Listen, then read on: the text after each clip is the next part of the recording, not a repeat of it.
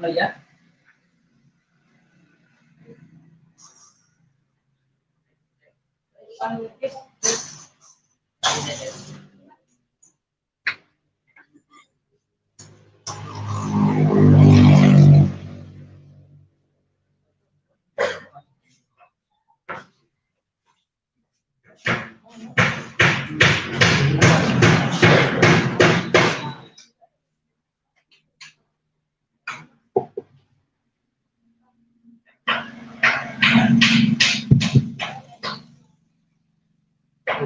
Bismillahirrahmanirrahim.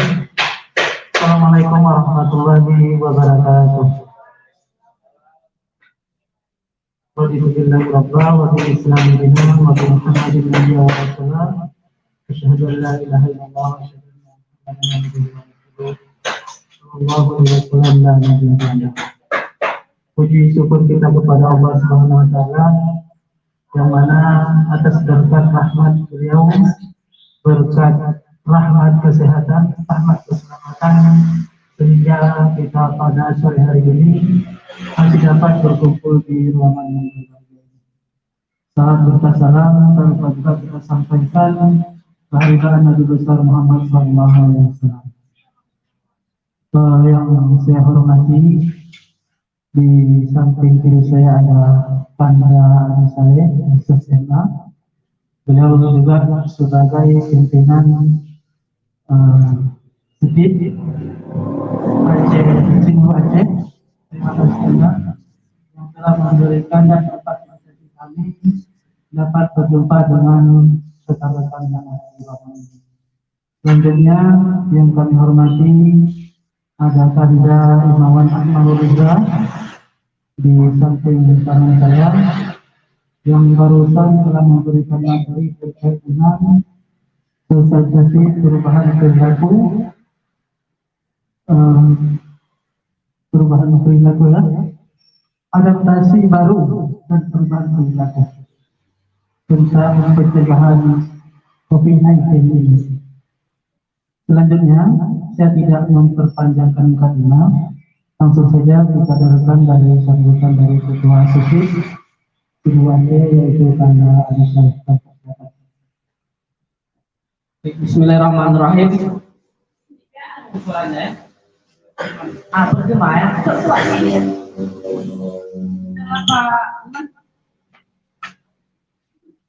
Cek. Halo. Udah. Mantap pun. Udah. Ya, mantap. Baik, bismillahirrahmanirrahim. Assalamualaikum warahmatullahi wabarakatuh. Alhamdulillahirabbil alamin.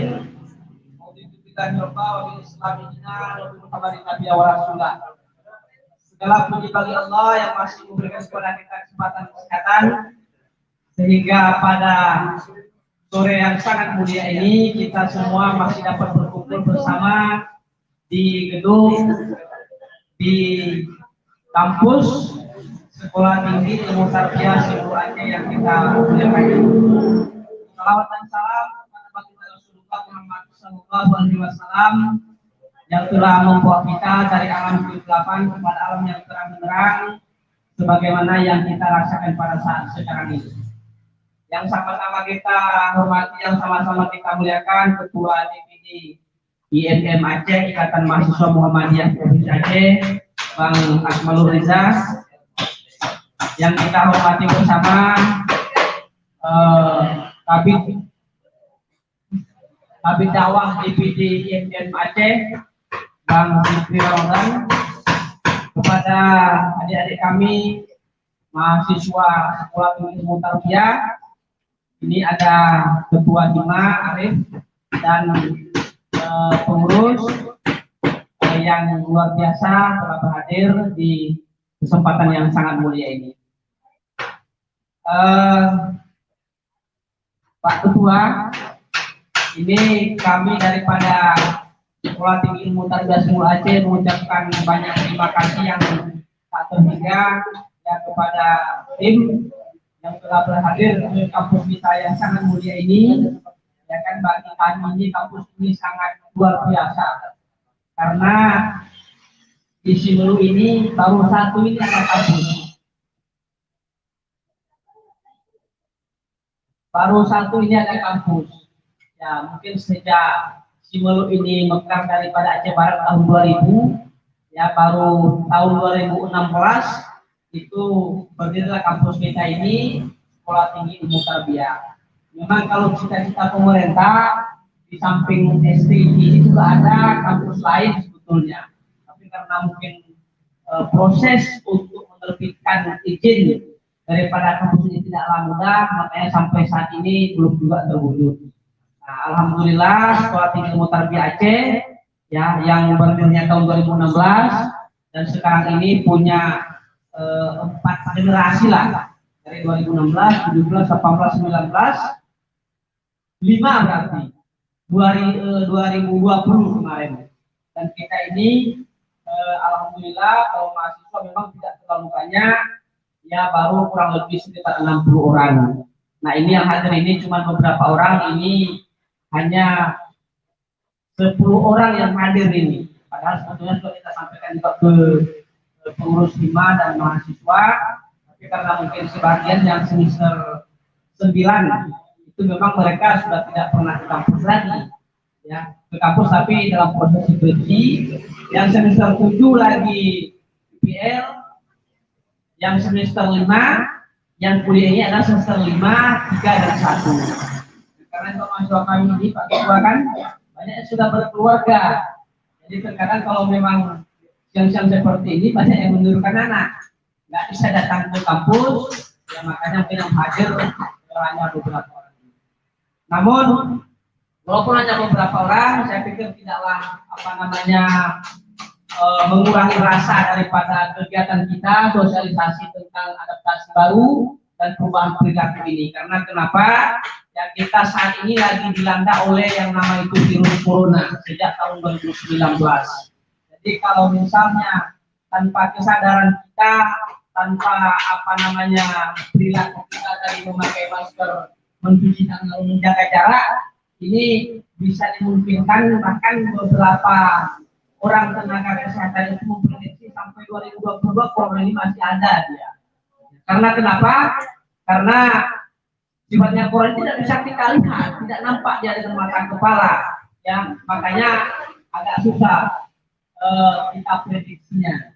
Nah, alhamdulillah dalam kegiatan-kegiatan seperti ini saya pikir sangat bermanfaat ya untuk kita semua, dan nantinya dari 10 orang ini bisa disampaikan kepada keluarga-keluarga yang ada di rumah.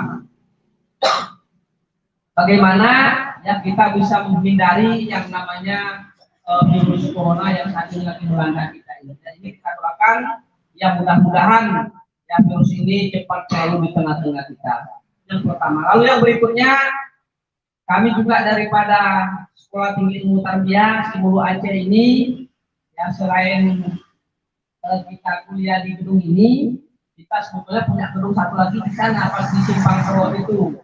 Ya itu sebetulnya kalau pusatnya belajar, pusat administrasi lah. Di situ di ruko itu ada 2 pintu di situ.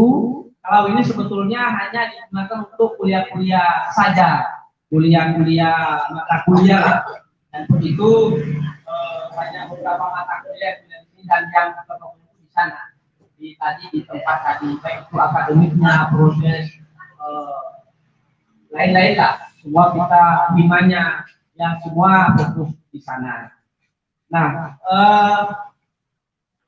sebetulnya saya selaku pribadi ini jujur saja ingin sekali di kampus kita ini, di Sekolah Tinggi Ilmu Tarbiyah Simelu ini, ya kan kita bentuk apa namanya itu, baik nama itu komisariat maupun namanya misalnya Dewan Pimpinan Cabang, ya namanya Ikatan Mahasiswa Muhammadiyah ini.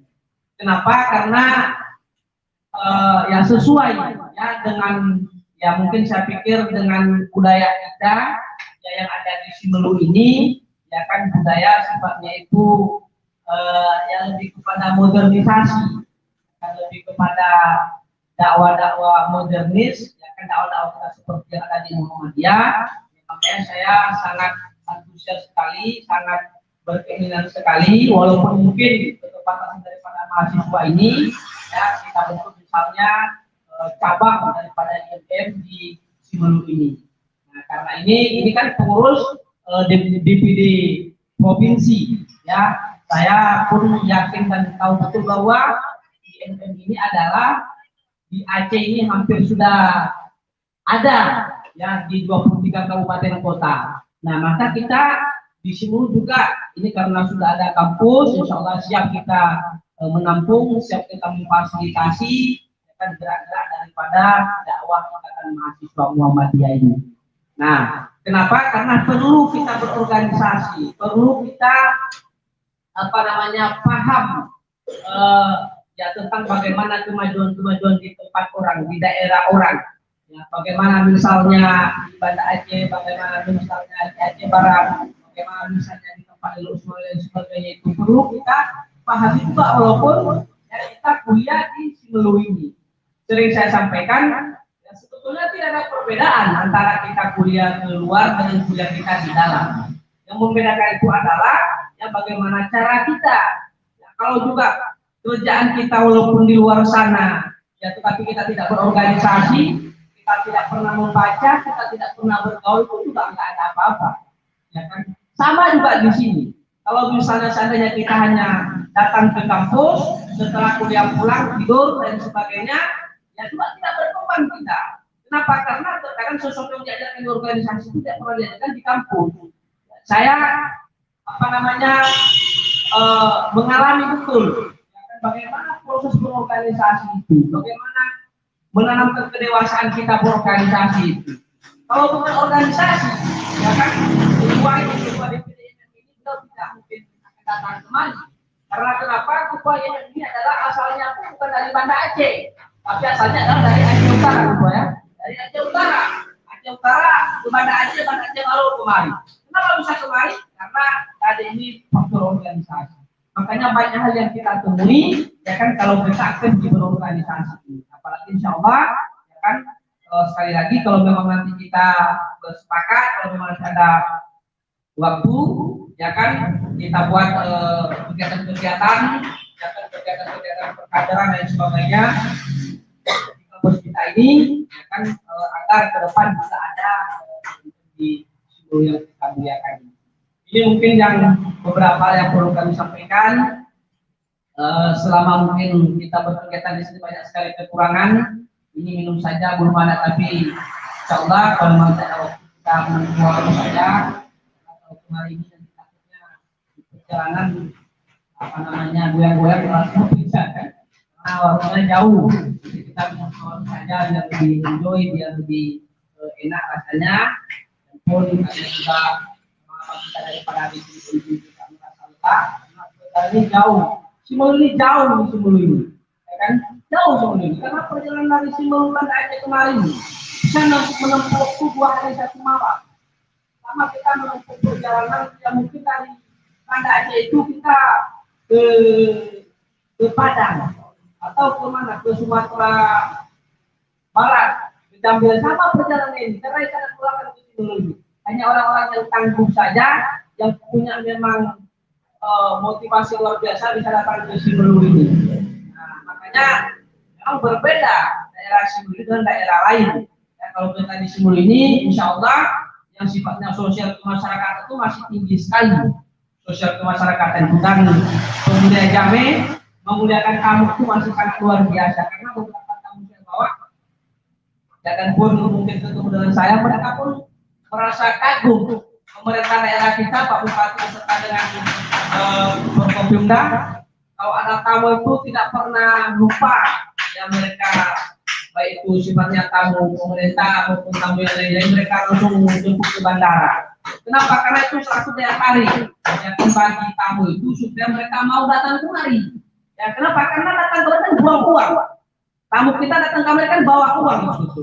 Ekonomi kita jalan, penginapan kita juga jalan. Yang ini kalau datang ke foto yang kemarin ini kan, yang tidur semalam, sekarang satu penginapan di apa kita ini. Coba kalau tidak ada tamu, bagaimana bisa wisma? Nah, inilah sebetulnya cara-cara kita menghidupkan ekonomi kita di daerah ini. Makanya pemerintah daerah itu sangat betul sekali, sangat suka sekali bila ada tamu yang datang dari luar kemari. Kita pun juga jadi sangat berbangga hati, ya kan, bisa datang kawan-kawan kita, mama kita daripada DPD ISM Aceh, bisa bersilaturahmi ke Pulau Tinggi Nusa Tenggara yang kita muliakan. Demikian, sekali lagi mohon maaf atas segala kekurangan. Terima kasih atas segala perhatian. Billahi taufiq wal hidayah. Assalamualaikum warahmatullahi wabarakatuh. Terima kasih kepada adik saya yang telah memberikan sambutannya kepada kita semua.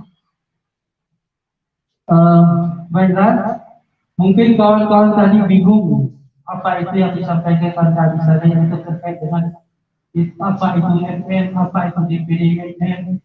Mungkin kawan-kawan masih terawal-awal atau bertanya-tanya.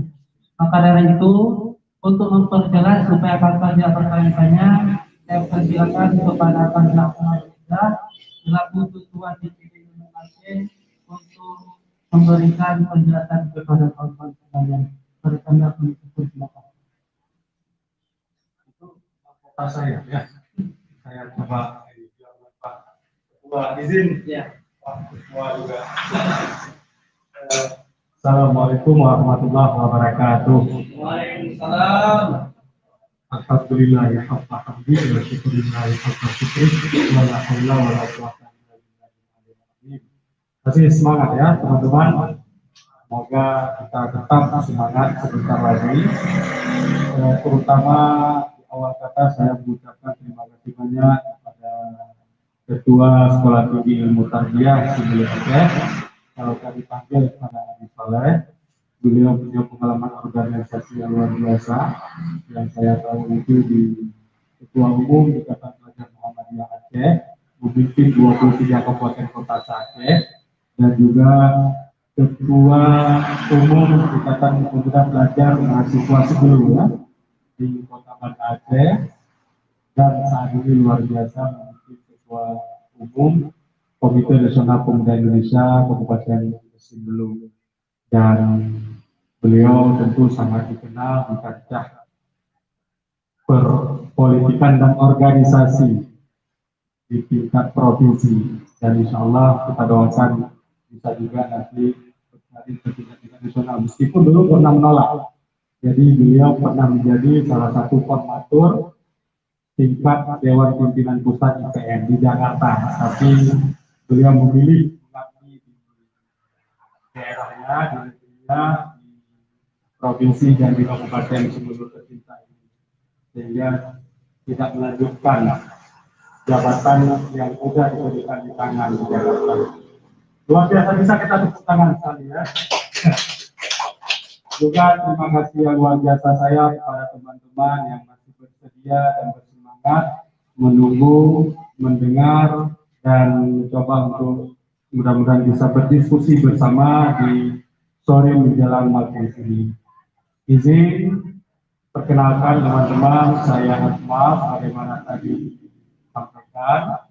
Saat ini saya diamanahkan sebagai Ketua Dewan Pimpinan Daerah INM Aceh.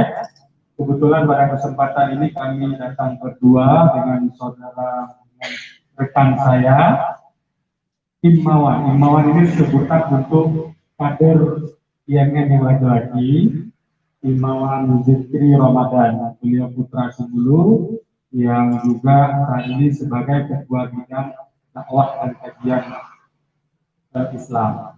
Jadi penting membawa putra daerah dan terlebih Ketua Bidang Dakwah, karena setiap turun ke daerah kita kerap sekali itu diminta untuk menjadi khatib ataupun mengisi kultum atau ceramah. Jadi kalau kita datang dengan kabin dakwah, sudah ada yang bisa mengertikan kita kan? Porsi-porsi itu memang kapasitasnya kabin dakwah yang layak memberikan ceramah. Jadi di sore hari ini saya bukan memberikan ceramah, saya lebih suka untuk bertukar pikiran, berdialog. Sebenarnya kalau saya ini sebagai instrukturnya hampir sama dengan fasilitator yang mencoba memfasilitasi forum. Ibaratnya kalau bahasa ringan kita itu orang antar-antar mic, siapa yang mau bicara itu kita antar-antar mic fasilitator. Jadi kalau hari ini nanti saya ada salah bicara atau apa yang hilaf, saya minta maaf karena saya sering difasilitasi, bukan memberi instruksi, arahan ataupun mungkin nasihat pun belum tentu menjadi nasihat. Tapi mudah-mudahan dengan kerendahan hati ini dan dengan keikhlasan kita dan dengan niat yang lurus kita, mengikuti ini, mudah-mudahan ini diberkahi oleh Allah Subhanahu wa Ta'ala. Saya sangat berterima kasih kepada teman-teman semua telah berkenan menerima saya. Tentu saya sangat bergembira dan sangat berbahagia disambut baik dengan penuh partisipasi oleh teman-teman mahasiswa STIP dan juga oleh pimpinan STIP. Ini mudah-mudahan menjadi awal yang baik bagi kita, bukan menjadi awal dan akhir bagi kita. Tapi kita berharap dari ini akan ada loncatan yang lebih besar lagi yang kemudian nanti akan ada terobosan-terobosan yang akan kita lakukan untuk kemajuan diri kita sendiri, lingkungan kita sendiri, daerah kita, bangsa dan negara kita. Amin. Bagaimana itu teman-teman? Salah satu seperti yang sudah disinggung oleh Ketua STIP tadi. Salah satu wadah untuk berjuang demikian, melakukan terobosan, memberikan kebijakan-kebijakan yang membangun, itu salah satunya melalui wadah organisasi. Memang sederhana dan sering sekali kita mendengar kata organisasi, tetapi tidak semua mampu beradaptasi dengan segala dinamika, segala persoalan, segala masalah, segala ritme yang ada di organisasi itu. Tidak mudah bagi kita untuk bertahan di sebuah organisasi dengan komitmen yang kuat, karena kerap sekali seleksi alam itu memundurkan kita, langkah kita untuk istiqamah, untuk tetap teguh di organisasi. Maka teman-teman, hari ini kami sangat mengajak untuk kita bisa mengenali organisasi dan kemudian kita bisa bersama-sama berjuang di organisasi, berfastabiqul khairat, berlomba-lomba di dalam kebaikan melalui organisasi. Ikatan Mahasiswa Muhammadiyah hadir untuk menjawab harapan-harapan demikian. Karena semangat didirikan IMM itu sendiri adalah semangat untuk mencerdaskan dan memberikan pencerdasan kepada yang lain. Tujuan IMM sendiri adalah mengusahakan terbentuknya akademisi Islam. Jadi dari salah satu kata itu, akademisi itu bagian dari kata-kata cerdas, kata-kata orang yang berilmu, orang yang memahami, dan lebih dari intelektual. Jadi teman-teman, kehadiran IMM itu mengusahakan terbentuknya akademisi itu. Teman-teman sudah kuliah, hari ini mencoba mengejar sarjana sebagai orang yang akan nanti menjadi akademisi. Nah, tentu itu ada proses yang akan teman lalui. Kehadiran IMM mencoba untuk mengusahakan itu. Jadi kalau penggunaan kata mengusahakan, maka ada peran pihak lain yang di dalam itu akan mendampingi calon akademisi ini. Nah, kalau berusaha itu tentu kita sendiri yang akan berusaha menjadi akademisi. Tetapi mengusahakan itu ada peran senior, peran teman-teman sesama kita di organisasi yang akan nanti berjuang membantu kita menjadi akademisi. Jadi itu teman-teman, kalau saya uraikan lebih panjang kalimatnya, mengusahakan terbentuknya akademisi Islam yang berakhlak mulia dengan tujuan mencapai cita-cita Muhammadiyah. Akademisi Islam yang berakhlak mulia, ini dua kata yang sangat dalam dan bermakna. Sehingga ada moto IMM itu, anggun dalam moral, unggul dalam intelektual. Berakhlak mulia itu adalah berupaya untuk kita menjadi anggun di dalam moral. Moral kita tetap anggun. Dan unggul di dalam intelektual. Secara akademik kita itu bisa unggul. Nah, jadi dua kata ini juga mengandung spirit yang pernah diperjuangkan oleh pendahulu-pendahulu kita. Al-adabu fawqa ilmi. Dua kata ini, al-adabu fawqa ilmi, juga punya kaitan dengan anggun dalam moral, anggun dalam intelektual. Penempatan anggun dalam moral itu memaknakan bahwa akhlak itu terutama yang kemudian disertai dengan ilmu. Nah, jadi pada orang-orang pendiri dulu mengkonsepkan rumusan ini tidak sekedar mengkonsepkan, tetapi tentu sangat matang di dalam berpikir, sangat dalam berebut, sangat lama dalam berdiskusi untuk melahirkan sebuah gagasan. Tinggal kemudian kita mencoba untuk mempraktekkannya.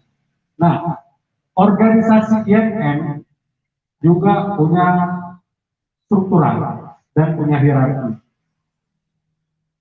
Ada yang di Jakarta, yang di pusat, itu disebut dengan Dewan Pimpinan Pusat. Ada yang di provinsi, seperti kami, disebut Dewan Pimpinan Daerah. Ada juga nanti yang di tingkat kabupaten kota. Kabupaten Sebulu misalnya, yang ini kita mendirikan cabang di sini. Itu disebut dengan pimpinan cabang IMM. Nanti ada di tingkat kampus, state, itu disebut dengan komisariat. Semua ini adalah hierarki.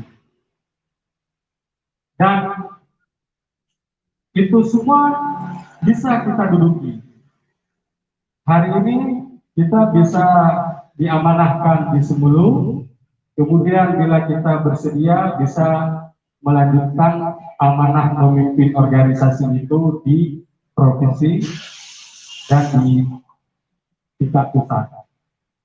Sebagaimana tadi Ketua Adi Saleh sampaikan bahwa salah satu manfaat berorganisasi itu kita mengenali satu sama lain, mengetahui budaya yang berbeda-beda, bahasa yang berbeda-beda, dan memperbanyak jaringan. Ini terbukti bagi saya pribadi juga, teman-teman.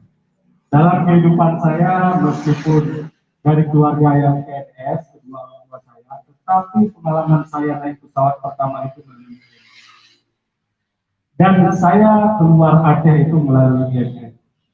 Ini bukan bermaksud untuk teman-teman mengajak ber-IMM itu keluar daerah atau luar negeri, tetapi substansi dari IMM ini adalah membentuk akademisi Islam tadi. Cuma ini adalah salah satu keuntungan manfaat kita berorganisasi. Nah, di dalam kehidupan saya mengikuti perkaderan pertama itu di Bandar. Kemudian mengikuti perkaderan kedua di Sumatera Utara, Medan. Mengikuti latihan instruktur saya di Kabupaten Abia, dan mengikuti latihan instruktur media saya di Sulawesi Selatan, di Makassar. Pertama saya mengikuti muktamar itu. Muktamar ini musyawarah untuk memilih ketua IMM tingkat pusat. Itu pertama saya ikuti di Medan, kemudian saya ikuti di Jakarta, kemudian saya ikuti di Malang. Dan agenda-agenda lain yang saya ikuti di Jawa Barat, Lokakarya Persaudaraan, di Bali, di NTB, yang kemarin, yang terakhir sebelum pandemi itu di Februari 2020, itu saya di NTB, di Lombok, salah satu pulau juga yang cantik di Indonesia, itu ada di Lombok. Kami ikuti Tanwir. Tanwir ini forum musyawarah tingkat kedua IMMC nasional seluruh Indonesia, itu di Lombok. Sebelum di Lombok, di bulan April tapi 2019 saya ikut rapat koordinasi nasional di Rio.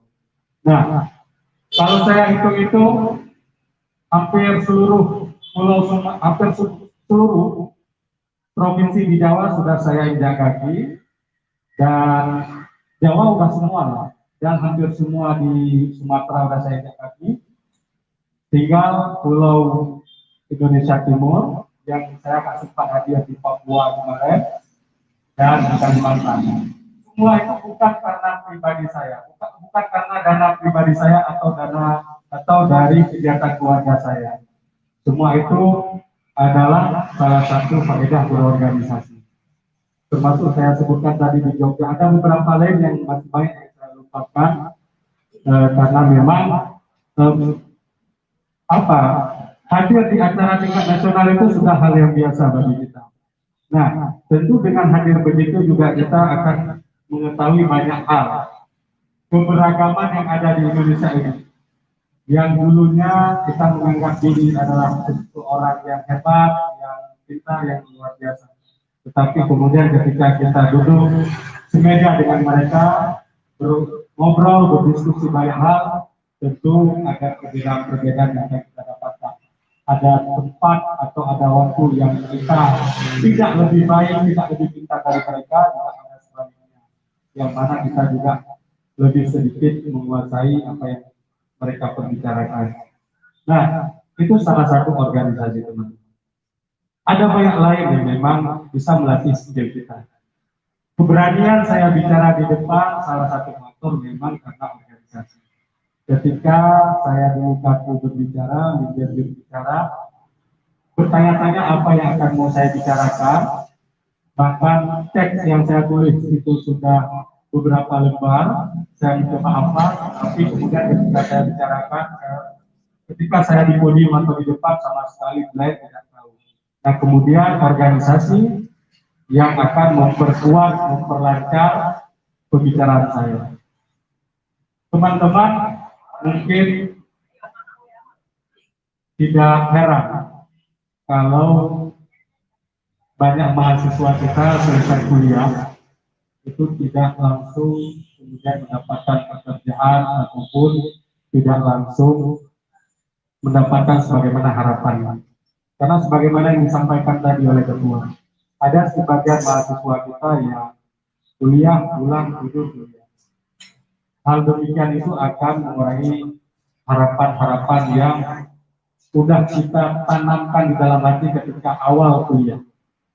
Nah, bagaimana juga kemudian harapan itu bisa terwujud? Salah satu, kita bisa menumbuhkan semangat belajar. Semangat belajar ini bisa tumbuh salah satunya dengan kita berorganisasi. Tidak mudah di kultur, di budaya kita yang jauh dari nilai-nilai pendidikan, bisa semangat. Tidak mudah. Apabila kultur kita banyak di warung kopi, budaya kita banyak ke pertanian ataupun lain lautan, kita berat memang untuk bisa beradaptasi dengan kondisi yang berbeda dengan lingkungan kita. Maka bagaimana untuk bisa menyemangati diri kita meskipun kita berada di kultur yang demikian? Dan salah satu itu berorganisasi. Berorganisasi terlepas ya nanti ada konflik di organisasi, itu terlalu jauh kita bicarakan. Tetapi berorganisasi setidaknya melatih kita bagaimana metode belajar yang tepat dan ideal. Bagaimana memperkuat ingatan kita, bagaimana memperlancar komunikasi kita, bagaimana membentuk semangat kita berbagi, mentransfer ilmu. Itu semua disebabkan oleh organisasi. Teman-teman bisa bayangkan, dari Lok Semoy ke Banda Aceh ataupun dari Banda Aceh ke Tapak Tuan dan kemudian ke Sumulu, itu bisa teman-teman bayangkan bagaimana lelahnya, bagaimana capeknya. Kalau bercerita, kami pertama dari Banda Aceh, kemudian kapal kami pertama di Melabuh Rusa, kami harus lanjut ke Tapak Tuan. Di Tapak Tuan sebelum sampai kami musibah ada tumbang pohon, kemudian ikut melewati, kemudian disibah tinggal kapal. Inap lagi di Tapak Tuan, baru lagi ke Tuan. Itu butuh pengorbanan dan itu butuh semangat. Kadang orang sudah mendagong, akan ambil sikap balik lagi ke belakang ataupun akan memilih pulang. Karena memilih pulang itu asumsi sebagian kita adalah berada di zona aman dan nyaman. Tidak semua orang mau keluar dari zona aman dan nyaman itu. Tidak mau semua orang bersakit-sakitan. Bagaimana kemudian orang bisa bertahan dengan zona yang tidak nyaman itu? Apa yang menyebabkan? Di organisasi itulah kita didoktrin bagaimana yang namanya ideologi. Didoktrin kita untuk menjadi kader ideologi.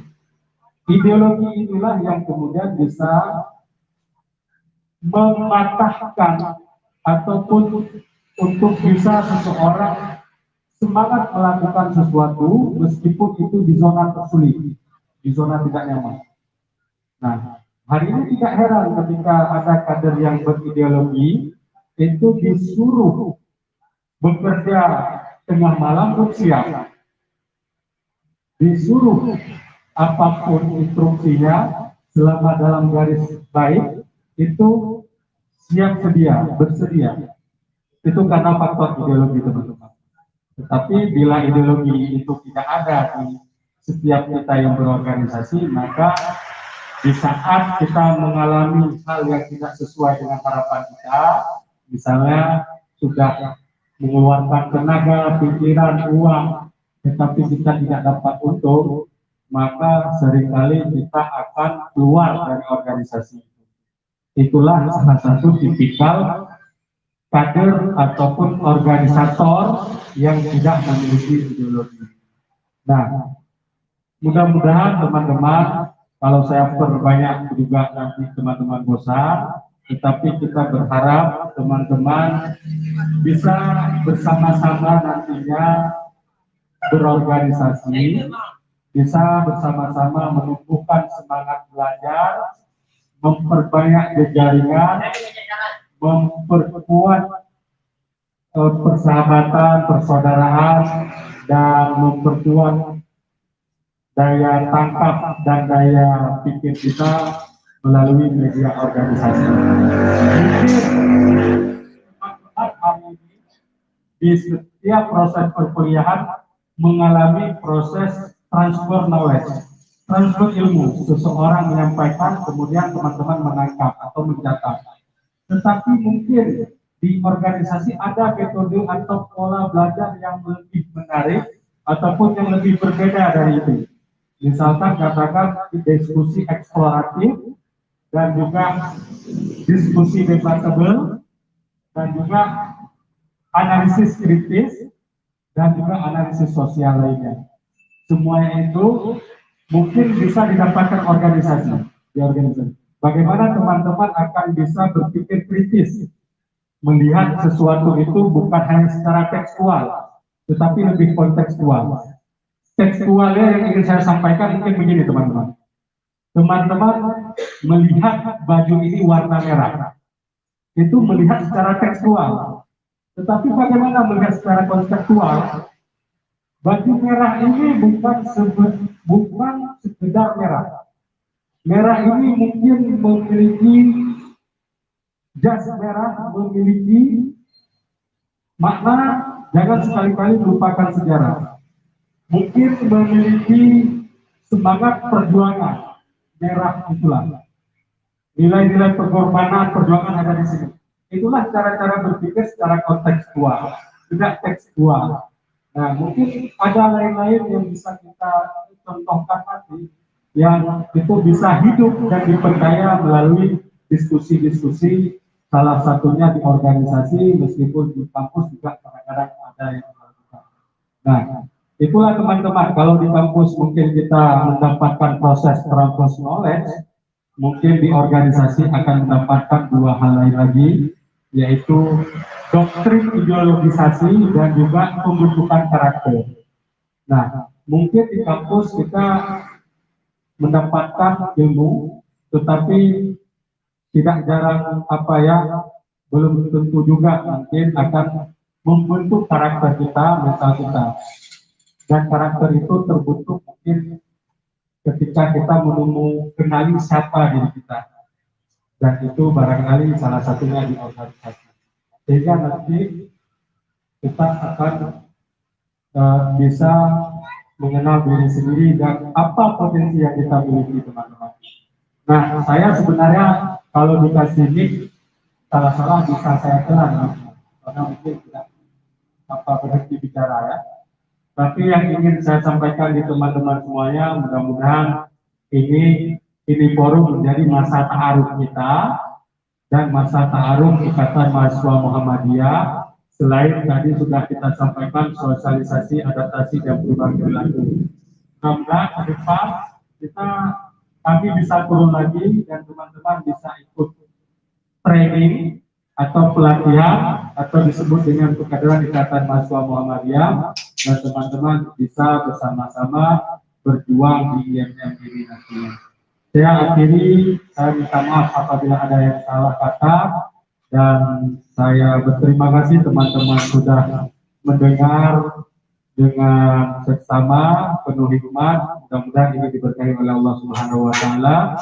Saya akhiri, billahi fi sabilil haq, fastabiqul khairat. Assalamualaikum warahmatullahi wabarakatuh.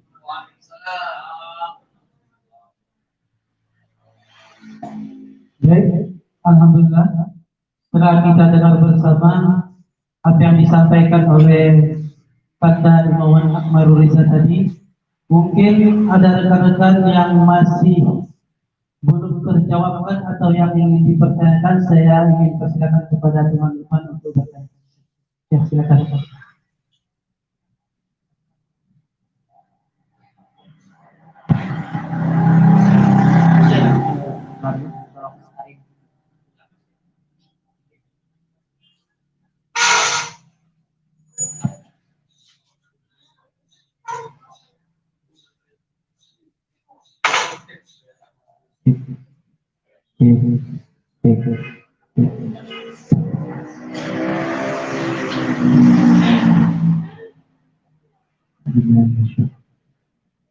Assalamualaikum warahmatullahi wabarakatuh.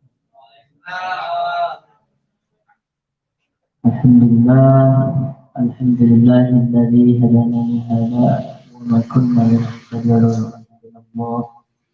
Asyhadu an la ilaha illallah wahdahu la syarika lah wa asyhadu anna Muhammadan abduhu wa rasuluhu sallallahu alaihi wasallam. Bersyukur pada Allah Subhanahu wa taala yang telah memberikan kita kesehatan dan nikmat-nikmat lainnya sehingga kita masih dapat berkumpul dalam ruangan yang berbahagia. Salawat beriringkan salam kita haturkan keharibaan junjungan Nabi besar kita, Nabi Muhammad sallallahu alaihi wasallam, yang telah membawa umat Islam dari alam kebodohan ke alam yang terang benderang seperti sekarang. Baik, sebelum saya mulai pertanyaan saya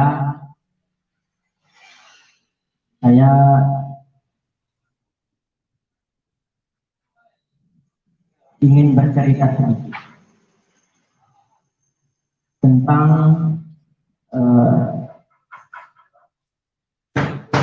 sosialisasi, adaptasi baru dan perubahan perilaku. Jadi saya jabarkan dulu. Pada awalnya saya sangat menyupport program pemerintah. Tepuk tangan dulu. saya sangat menyupport kegiatan pemerintah untuk mengatasi corona. Saya pernah sekolah di luar Simelu, Kampus Seniman Islam Indonesia atau LEMPA sering disebut, Lembaga Kaligrafi Indonesia. Jadi di sana saya pertama mengenal yang namanya corona itu di pesantren, di mana awalnya di Jawa Barat, Sukabumi tepatnya, yang awalnya diberitakan 3 orang yang terpapar orang Turki masuk ke Indonesia, dan terpapar orang Sukabumi asli 3 orang pada awal. Tetapi setelah itu, setelah mungkin 1 bulanan lah kira-kira, dalam satu komplek itu kena semua, sejumlah 600 sekian, hampir 700 orang di satu komplek. Setelah itu, karena saya menyupport program pemerintah, kami mengikuti memakai masker, mencuci tangan, menjaga jarak, bahkan kami dilarang keluar dari pesantren pada awalnya. Setelah saya pulang ke Simelu bulan 6 waktu itu, setelah saya pikir-pikir kembali bagaimana sih corona ini, yang mau saya pertanyakan, jika memakai masker, mencuci tangan, menjaga jarak, contoh misalkan dalam sholat, menjaga jarak itu kan kulit ke kulit maksudnya, betul kan Pak? Nah, kulit ke kulit. Jadi virus ketika dengan persentuhan ini saja bisa tertular, kenapa tidak dicek dengan dari kulit saja? Kenapa harus dicolok? Tes swab lagi. Nah, itu yang pertama. Yang kedua,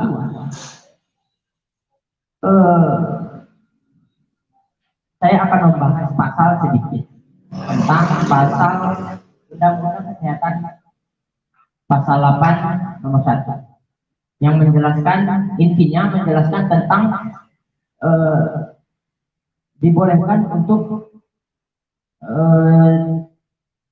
tidak menerima baik itu vaksin dan obat-obatan sekaligus. Jadi memakai masker, mencuci tangan, dan menjaga jarak. Jadi dari pribadi saya sendiri, setelah saya memikirkan ada yang tidak logis, jadi saya pribadi tidak menerima. Karena kan juga ada undang-undang ini, saya katakan tidak menerima. Kenapa? Kita berbicara fakta. Saya punya teman orang NTB, beliau sendiri yang video. Setelah dikirim video sama saya, dibilang, Bang, ada kejadian di daerah saya. Kenapa? Setelah disuntik vaksin, dia pingsan, Bang. Masuk ke Indonesia vaksin setelah adanya peraturan memakai masker, mencuci tangan, dan menjaga jarak. Lalu kenapa orang-orang yang disuntik vaksin itu, orang-orang yang disuntik vaksin dengan orang-orang yang di desa itu kenapa lebih cenderung ke yang disuntik vaksin tersebut, penyakit tersebut? Sedangkan di desa itu, masya Allah, berbaur hubungan sosial. Dan yang saya paling ragukan itu ketika saya melihat pimpinan kita. Ini saya mahasiswa dan mewakili saya sebagai masyarakat. Jadi yang mau saya pertanyakan, bagaimana cara kami menyikapi ketika itu tidak logis menurut kami? Contohnya kami ini kemarin kan penyuntikan presiden. Jadi karena saya penasaran, saya lihat langsung itu bagaimana cara penyuntikannya. Jam 10 kalau tidak salah. jam 10. Nah, setelah saya lihat seperti ada keanehan di dalam penyuntikan tersebut. Ada keanehan. Dan setelah itu, setelah berjalan 1 mingguan lah, saya lihat videonya lagi, saya lihat, ternyata sudah tidak ada yang merekam itu. Disuntik tetapi tidak disuntik cairan. Itu yang sangat meragukan pikiran saya. Dan yang tadi, setelah disuntik vaksin, dia dari situlah dia pingsan, ya kan? Banyak video yang tersebar seperti itu. Dan untuk memakai masker, mencuci tangan, menjaga jarak. Ketika kita sudah tidak kuat mempercayainya bahwasanya corona itu ada, dikarenakan ada kejanggalan-kejanggalan tersebut, bagaimana kita mematuhi memakai masker, mencuci tangan, menjaga jarak itu tersebut? Kita ambil perbandingan dulu. Perbandingan. Kalau misalkan ini mengambil waktu sedikit, perbandingan ketika misal di Sukabumi tersebut, dari 3 orang terpapar menjadi banyak orang, ya kan? Sedangkan di Simelu, ini teman saya sendiri, dia katanya terkena virus, sedangkan dia bermain sama kami. Tapi kenapa tak menularkan kepada kami? Mungkin hanya itu yang saya katakan. Dasar pertanyaan bisa diberikan kepada ketua. Ya, kemana ini ketua? Pertanyaan dari ketua juga ini kan? Jadi masalah tentang virus corona, penanganan virus corona. Jadi kita ketahui memang banyak kejanggalan yang kita lihat antara pimpinan dan bawahan, antara bagaimana tadi diceritakan penyuntikan terhadap Pak Presiden kita, disuntik tapi tidak disuntik cairannya, itu juga menjadi pertanyaan bagi kita, ya kan? Mungkin bisa dijawab oleh Pak Jokowi. Terima kasih. Ini luar biasa sekali. Pertanyaan sekaligus pernyataan. Dan ini sangat cerdas. Salah satunya berpikir kritis. Tidak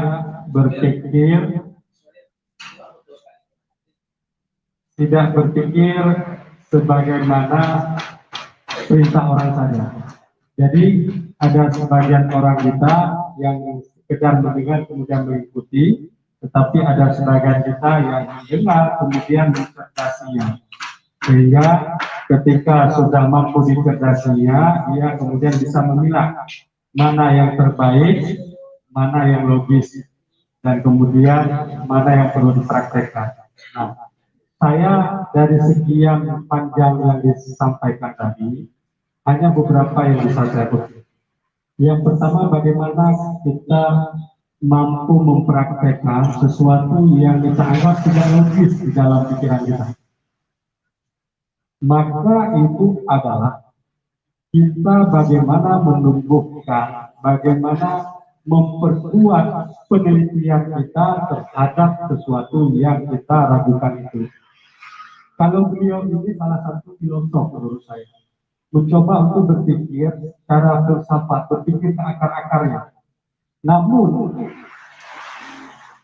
instrumen yang beliau miliki saat ini tidak mendukung untuk mampu menjawab analisis beliau. Sejauh ini bisa dimengerti? Instrumen ini adalah alat untuk mendapatkan sesuatu yang dibutuhkan. Pertanyaannya, virus ini bisa dilihat secara mata nggak? Instrumen yang kita gunakan mata tidak? Bukan. Logika Anda ketika Anda melihat sesuatu itu tapi tidak nampak, maka Anda anggap itu tidak ada. Karena instrumen yang Anda gunakan adalah mata. Saya juga begitu, ketika saya melihat sesuatu yang tidak nampak dengan mata, maka logika saya langsung mengatakan itu tidak ada. Jadi bagaimana saya mampu melakukan kebiasaan-kebiasaan yang berbeda dari normal sebelumnya, dan memakai masker. Ya. Maka yang butuh dan yang diperlukan bagi saya adalah melakukan kajian-kajian dan penelitian. Apabila saya tidak mampu melakukan upaya sami'na wa ta'na. Apabila saya tidak mampu mendengar dan mengikuti pemimpin saya, maka saya harus melakukan cara-cara yang lebih ilmiah lagi. Nah, itu untuk menjawab. Sebenarnya bukan untuk mendebat-debatkan adakah atau tidak adakah virus, bagaimana membuktikan adanya virus, bagaimana proses penularan virus, dan sebagainya. Karena itu lebih kepada pembuktian yang secara ilmiah. Tetapi sejauh ini, terlepas menggunakan semangat atau tidak semangatnya saya menggunakan masker, tetapi hasil dari proses saya mengikuti, membaca, dan mencoba berdiskusi bahwa virus ini ada dan kerap bertebaran kemana-mana. Namun virus ini juga bisa didangkal, bisa dicegah. Salah satunya adalah dengan menambah imun kita yang tinggi. Kita tidak akan terpapar, kita tidak akan mengalami kesehatan buruk apabila di tubuh kita memiliki imun yang tinggi. Tetapi belum tentu juga atau tidak tertutup kemungkinan juga kita tidak terpapar virus itu, teman-teman. Karena ada kategori yang diistilahkan di teman-teman tenaga kesehatan itu adalah orang tanpa gejala. Hari ini saya mungkin terasa kuat, segar, sehat, tetapi belum tentu saya tidak terpapar virus.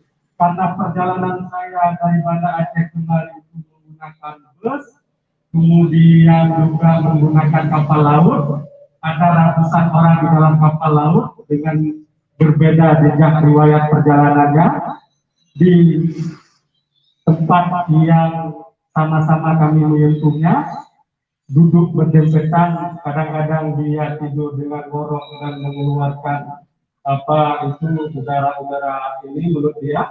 Maka hal-hal demikian itu tidak tertutup kemungkinan bagi saya yang sehat masuk sebagai orang yang terpapar virus. Kemudian saya interaksi dengan teman-teman. Kalau saya sudah dikatakan orang yang terpapar virus tetapi masih sehat, dikategorikan orang tanpa gejala, berinteraksi dengan teman-teman, kemudian teman-teman tidak tertutup kemungkinan akan terpapar. Lalu teman-teman pulang ke rumah, di dalam rumah ada nenek yang sudah usia tua, 90 tahun, yang sudah mulai sakit-sakit, kita papari lagi dengan virus kita, yang tidak tertutup kemungkinan akan menstimulus, akan merangsang penyakit itu lebih sakit lagi. Nah, hal demikian itu bisa saja terjadi atau bisa saja tidak terjadi. Itu yang saya kutip pertama. Yang kedua adalah saat ini sudah terjadi perubahan. Tidak seperti di awal-awal pandemi COVID-19 ini terjadi. Di awal-awal banyak pemerintah, banyak orang malah kabur. Pemerintah membatasi jam malam. Pemerintah membatasi aktivitas, pemerintah menginstruksikan, bahkan mewajibkan, bahkan sampai-sampai ada punishment, ada hukuman yang bisa mencederai orang tertentu. Pertanyaannya, efektif atau tidak? Diterima atau tidak? Belum tentu diterima oleh banyak orang. Tapi hari ini, pemerintah sudah mencoba untuk memainkan sok secara lembut. Itu bagaimana pemerintah mainkan? Dengan cara mencoba memberikan sebuah sosialisasi perubahan perilaku dengan adaptasi baru di new normal. Dengan mengubah atau membentuk karakter masyarakat itu. Nah, upaya-upaya ini lebih soft, upaya-upaya itu lebih sedikit humanis, karena tidak langsung memberikan punishment. Jadi kalau menumbuhkan kesadaran pada masyarakat, maka ada waktu tertentu masyarakat tumbuh kesadarannya, ada waktu tertentu masyarakat malah mempraktekkan hal demikian, ada waktu tertentu masyarakat lupa. Tetapi tidak ada punishment. Bila hari ini tidak menggunakan masker, maka tidak ada punishment, tidak ada hukuman dari pemerintah atau siapapun. Hanya saja pemerintah menganjurkan keras untuk memakai masker. Ini dua kategori yang berbeda, teman-teman.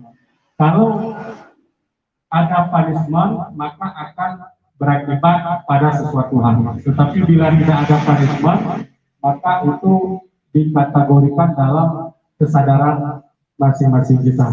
Jadi, sebagai agen of change, sebagai pelaku perubahan, sebagai mahasiswa yang mencoba untuk melakukan perubahan, maka hal-hal demikian adalah kegiatan-kegiatan yang konstruktif dan positif. Nah, kegiatan-kegiatan yang berbeda sebagaimana kebiasaan lama itu merupakan salah satu kebiasaan yang positif di era new normal. Karena begini teman-teman, bagi masing-masing orang melihat sesuatu itu dengan beragam cara, dengan beragam pandangan, melihat sesuatu itu dengan beragam penafsiran. Orang bisa saja melihat COVID ini, meskipun bukti dia ada sebagai virus, tetapi bisa juga melihat dalam perspektif politik. Perspektif politik ini apa nantinya? Akan mempengaruhi kebijakan. Kebijakan ini apa nantinya? Akan mendapatkan keuntungan dari pihak tertentu. Nah, bisa juga orang melihat dalam sudut pandang kesehatan, bahwa virus ini ada, bahwa virus ini berbahaya, kemudian virus ini bisa mengakibatkan kematian, dan juga ada orang yang berpikir sosialis humanis yang mencoba untuk melakukan kegiatan-kegiatan sosial di tengah-tengah penafsiran yang beragam ini. Nah, pertanyaannya, di posisi manakah kita saat ini? Di posisi apatis dan kontradiktif, atau di posisi positif dan menerima? Itu masing-masing ada bagi kita yang mencoba untuk berpikir kritis. Siap? Jadi kalau misalnya tadi ada ditanyakan, ada disampaikan juga terkait vaksin yang masih menjadi polemik debatable bagi teman-teman semua, tentu kita bisa mencerdasinya, bisa berpikir kritis. Sudah siapkah kita divaksin? Bila tidak siap, apa gerakan dari mahasiswa itu yang akan pasti dilakukan? Dia tunduk patuh adalah musuh pertama kita. Maka perlawanan bagi mahasiswa harus digelorakan. Itu teman-teman. Bagaimana hari ini? Tentu kita harus melakukan kajian-kajian yang lebih mendalam. Kemudian advokasi yang akan kita lakukan itu bukan advokasi yang nihil substansi, yang nol substansi, tetapi yang penuh argumentatif. Kita menolak sesuatu, tetapi bukan sekedar menolak.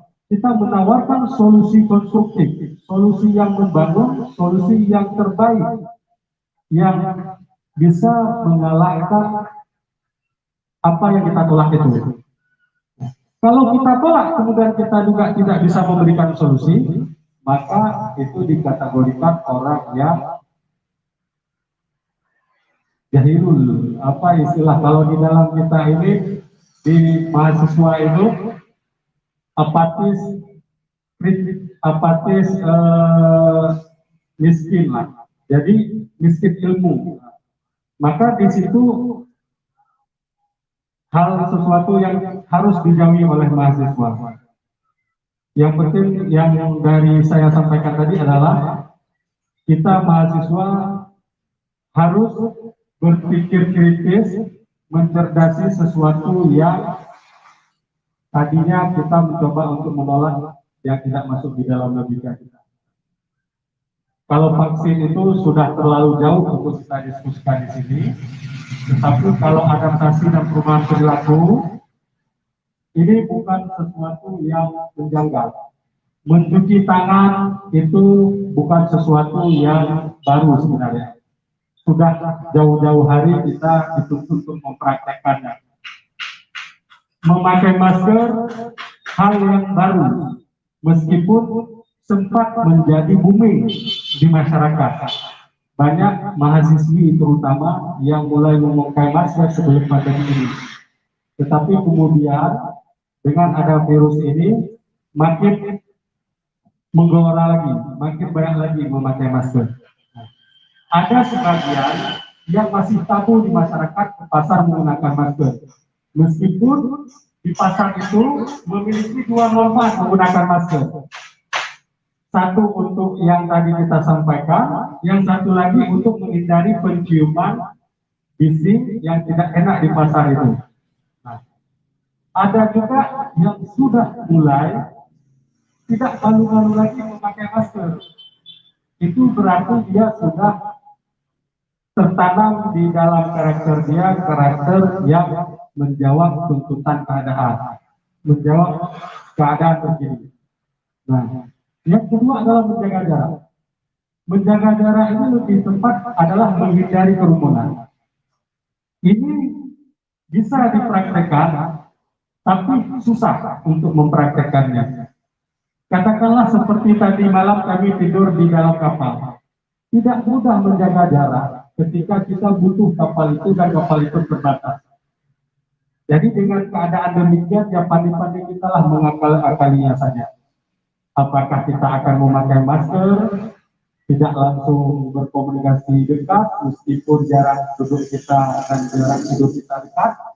Nah, hal demikian kita akal-akali sendiri. Namun di dalam sholat itu ada, bisa dikatakan debatable juga multi tafsir bagi teman-teman dalam merapatkan sah. Tapi itu terlalu jauh untuk kita diskusikan di dalam konteks agama. Bagaimana hadis merapatkan saf dilihat secara tekstual dan bagaimana melihat secara kontekstual hadis tersebut, dan bagaimana praktek salat Rasulullah di waktu-waktu tertentu ketika beliau melakukan perjalanan musafir di atas unta, ketika keadaan di masjid ataupun di tempat sholatnya itu dalam keadaan banjir, berlumpur, yang otomatis jarak yang Rasulullah lakukan itu juga berjarak-jarak. Sholat yang Rasulullah lakukan itu berjarak-jarak, dan tentu ada banyak praktek salat Rasulullah yang masih kita belum ketahui dan ada yang sudah kita ketahui. Karena teman-teman hidup Rasulullah tahu berapa puluh tahun? Panjang kan? Dalam satu hari kita sholat 5 waktu. Dalam 5 waktu itu sehari berapa dikali dengan sebulan? Dalam sebulan itu berapa dikali dengan setahun? Dalam setahun itu berapa kali Rasulullah sholat?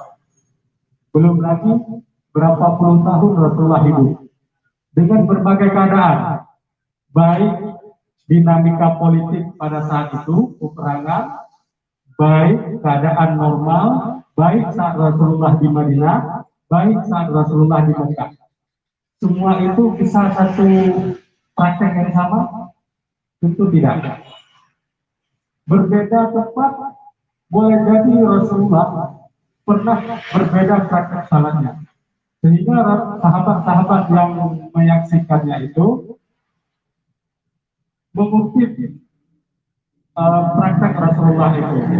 Nah, tentang demikian itu tentu akan panjang debat kita. Saya mengajak teman-teman untuk mendiskusikan hal ini di organisasi ketiga. Di IMM salah satunya akan memfasilitasi forum diskusi ini.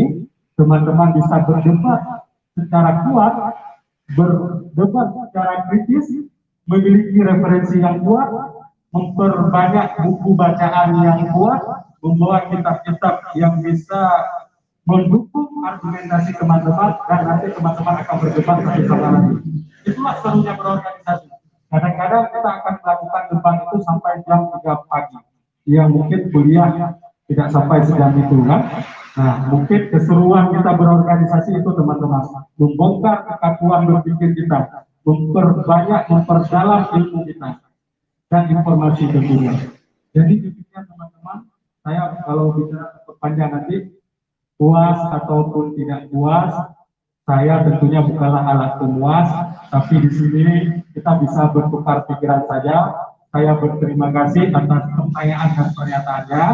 Di lain kesempatan kita bisa berdiskusi panjang lebar di warung kopi sambil kita ngopi dan nongkrong tentunya.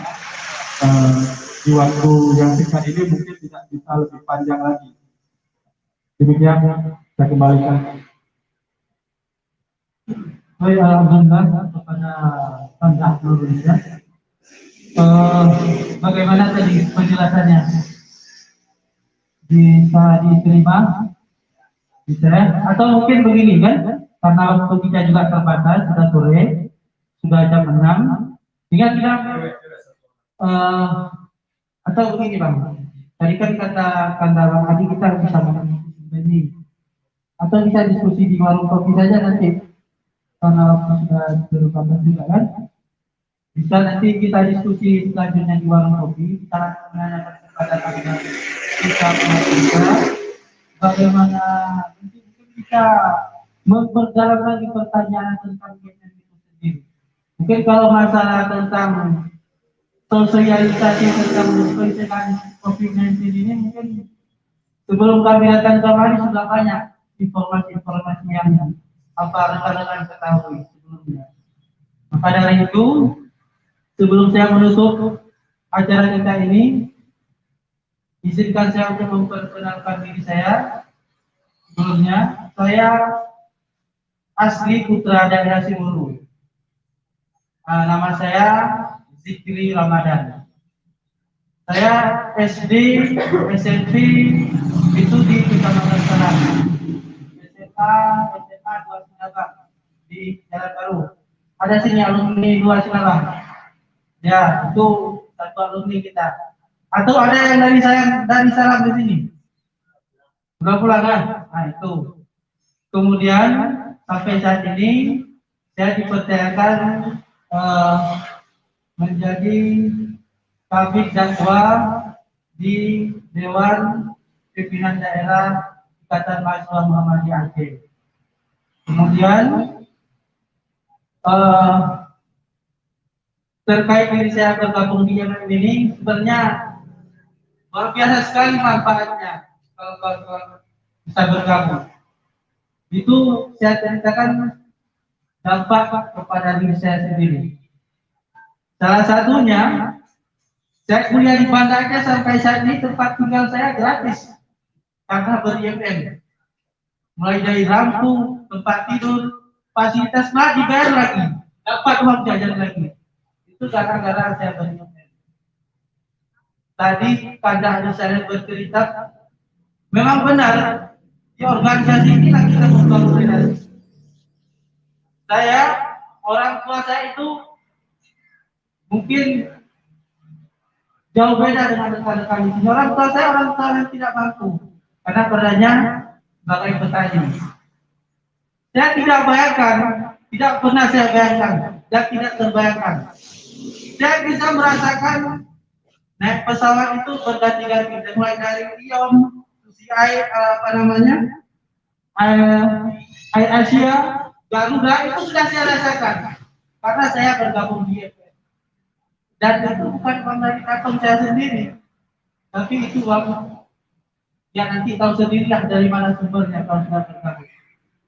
Mungkin itu saja dapat saya sampaikan. Bila bisa bilhaq, fasabiqul khairat. Assalamualaikum warahmatullahi wabarakatuh. Waalaikumsalam.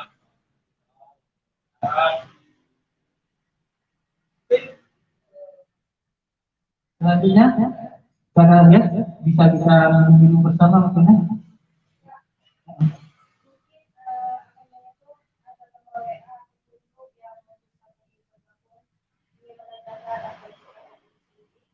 Oh, bisa.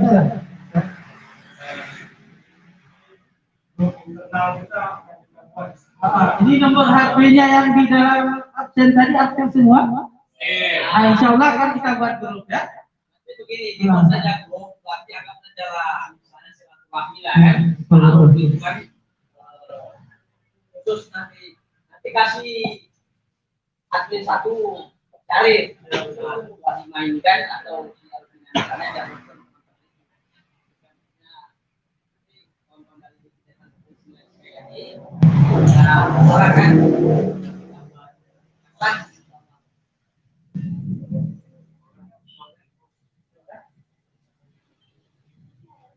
tadi mana? Tadi. Terima kasih banyak yang mau Ya, kalau ada waktu kan, kita waktu di mana nih, boleh terserah di mana di samping sini boleh enggak kan? Atau kita berpulang nggak berpulang kan? Karena orang di tinggal jauh-jauh di tempat selatan, di Pulau Dalam, jauh pula. Ibaratnya di Pulau dari mana? Jadi apa namanya itu sih?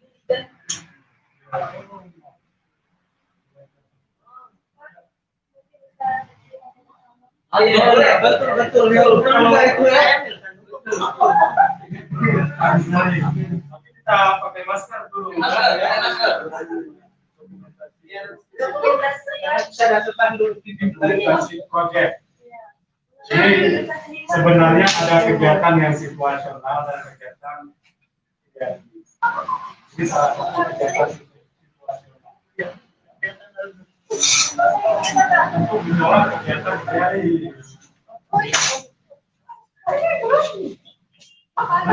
jadi kita ini teman-teman di situ ada berdiri, kita di sini.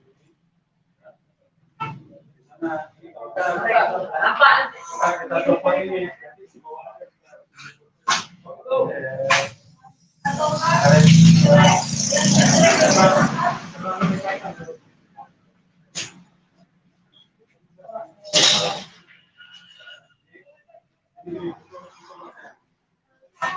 Siapa yang bisa foto saya dari sana?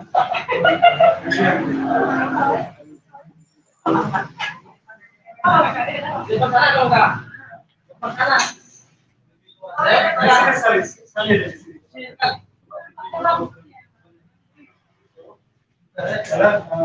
Mana sih yang tadi sih? Oke sih, ayo nih. Zigzag aja kita beli ya. Satu bisa di kursi dan zigzag.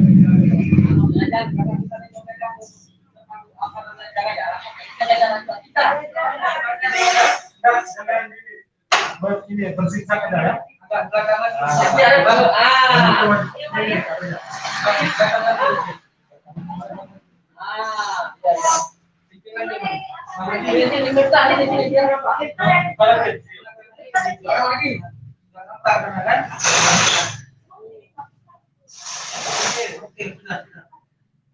Satu, dua, tiga. Satu, dua, tiga.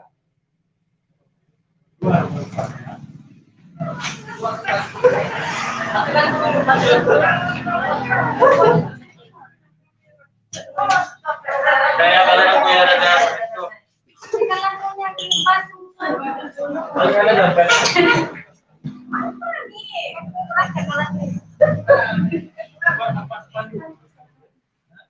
Ya, berhenti dulu kita ya.